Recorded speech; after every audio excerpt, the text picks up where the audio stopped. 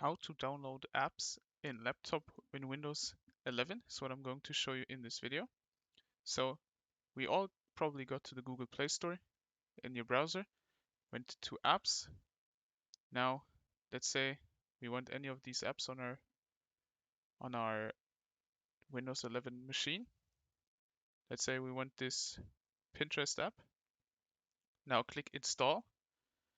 Now, once this loads, we can sadly only choose our phones as devices. So we can't install it on our PC itself. How do we change that?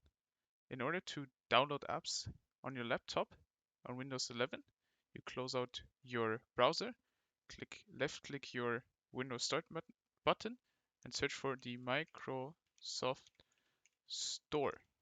There's the app, which is the best match. Open that up. That looks like this. Now it says best-selling games, download now, and on the left top side you can see apps. Click on that, and this is where you can download your apps on your laptop. They first of all advertise their Microsoft 365, Word, and all these things, but you can also go to Netflix, Spotify, see details under Essential Apps. Now, as you can see, you can download Netflix, Spotify Music, Pinterest, as we just tried to do, Disney Plus, Lightroom, Hotspot Shift Free VPN, which is good to know. You can even get the WhatsApp desktop app, Hulu, and all these kinds of things.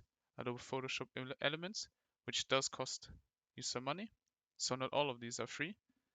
So let's say we want to download Pinterest on here. All you got to do is click Get, which will then prompt a download. Pending, starting, downloading.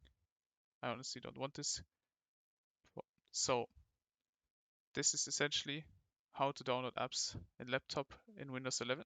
If this video helped you out, leave a like, comment, and subscribe. Bye.